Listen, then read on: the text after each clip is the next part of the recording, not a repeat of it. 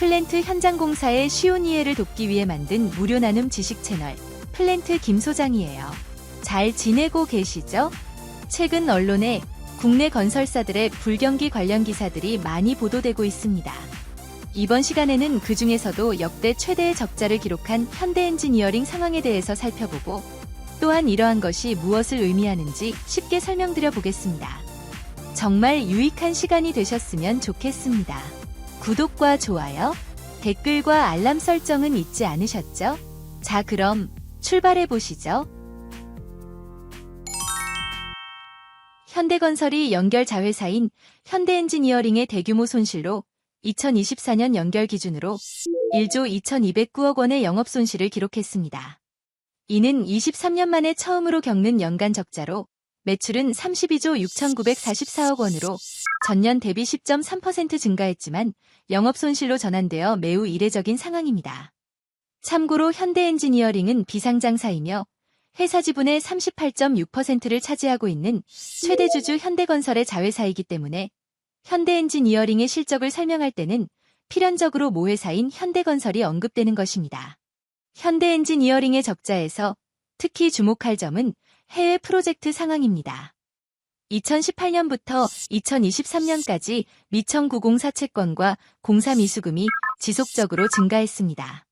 2021년 이후 미청 구공사 채권은 1조 원을 넘어섰고 2023년 9월 말에는 2조 2,307억 원까지 급증했습니다.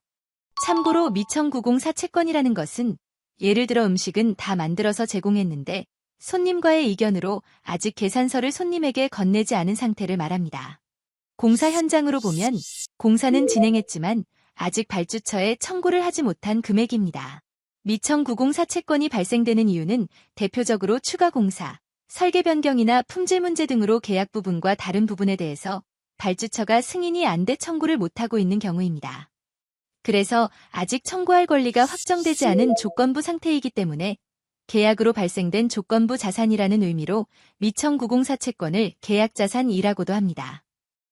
이와 반대로 공사 미수금이라는 것은 미청 구공사 채권과는 달리 계산서 발행은 확정됐지만 아직 받지 못한 금액입니다. 공사 미수금이 늦어지는 이유로는 대표적으로 발주처의 자금 사정이 안 좋거나 계약서상 지급 조건 기한이 아직 도래하지 않은 경우 또는 하자보수 예치금이나 유보금 등의 사유로 공사가 마무리되면 받을 예정인 경우가 되겠습니다. 그래서 매출에 대한 권리가 확보된 상태라는 의미로 공사 미수금을 매출채권이라고도 합니다. 건설사는 미청 구공사 채권과 공사 미수금 모두 적게 유지하는 것이 중요하며 이 둘 중에서도 미청 구공사 채권이 청구가 확정된 상태가 아니기 때문에 공사 미수금보다 더 위험하다는 것이 이제는 이해가 되시죠? 현대엔지니어링의 영업손실을 일으킨 주요 프로젝트는 인도네시아와 사우디아라비아입니다. 먼저 인도네시아 발릭파판 정유공장 프로젝트는 약 4조 2천억 원 규모의 대형 공사입니다. 2019년에서 2020년 사이에 수주한 이 프로젝트는 현재 89% 이상의 공정률을 보이고 있으며 1,190억 원의 미청 구공사 채권이 발생한 상태입니다. 다음으로 사우디아라비아의 자프라 가스 처리 시설 프로젝트입니다. 1조 6,442억 원 규모의 이 프로젝트는 2021년에 수주되었으며 현재 75% 이상의 공정률을 기록하고 있으며 이 프로젝트에서도 590억 원의 미청 구공사 채권이 발생되었다고 합니다. 이러한 프로젝트들이 어려움을 겪게 된 데에는 여러 가지 복합적인 요인들이 작용했으며 코로나19 팬데믹으로 인한 건설 원가 상승이 첫 번째 원인으로 지목되고 있습니다. 여기에 러시아와 우크라이나 전쟁과 중동 분쟁이 겹치면서 자재 및 물류비가 급격히 상승했고 납기 지연이라는 추가적인 문제도 발생했습니다. 이러한 외부적 요인들로 인해 공사 기간이 지연되었고 증가된 공사비에 대해 발주처와의 협상도 난항을 겪고 있는 상황이라고 합니다.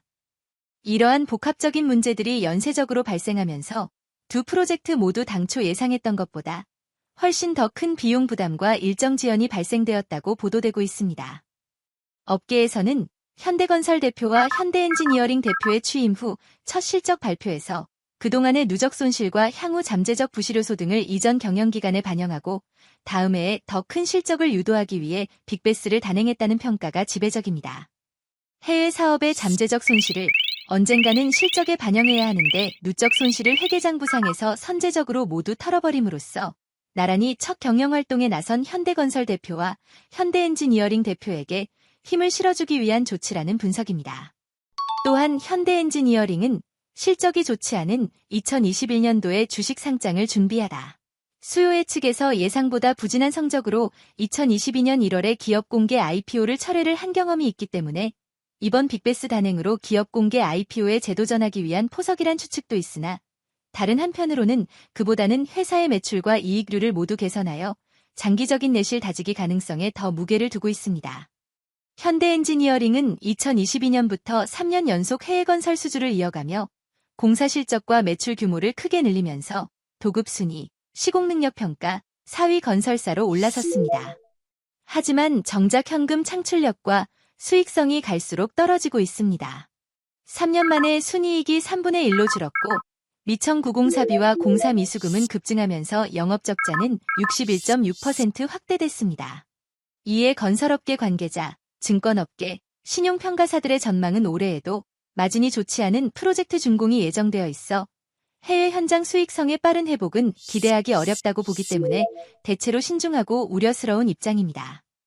하지만 현대엔지니어링의 이번 대규모 손실 처리는 잠재적 리스크를 선제적으로 해소하고 수익성 중심의 경영 전환을 위한 전략적 결정으로 평가받고 있습니다.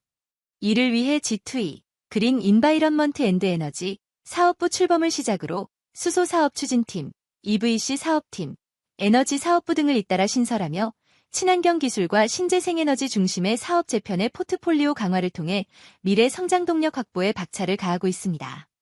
특히 블루수소 생산 기술 개발에 선제적으로 투자하며 수소 밸류체인에서 핵심 공급자로서의 입지를 다지고 있습니다. 이를 통해 글로벌 탄소 중립 달성에 기여하는 동시에 회사의 새로운 성장 동력을 확보한다는 전략입니다. 현대엔지니어링의 ESG 경영 강화가 이미 혁신적인 성과를 창출하고 있습니다. 태양광, 해상풍력, 수소, 소형 모듈형 원자로, SMR 등 미래 친환경 기술 분야에서 괄목할 만한 매출 성장을 보이고 있으며 이는 그동안 회사가 선제적으로 추진해온 연구개발 투자의 결실로 평가받고 있습니다. 친환경 사업 중심으로의 과감한 포트폴리오 전환은 회사의 지속가능한 성장과 수익성 제고를 이끌어낼 핵심 동력이 될 것입니다. 현대엔지니어링은 앞으로도 친환경 기술 혁신을 선도하며 글로벌 친환경 기업으로 도약할 것으로 기대됩니다. 어떠셨나요? 유익하게 보셨다면 구독과 좋아요, 댓글과 알람 설정은 플랜트 김 소장에게 많은 힘이 됩니다. 자, 그럼 다음 시간에도 더욱 유익한 내용으로 찾아뵐 것을 약속드리겠습니다. 감사합니다.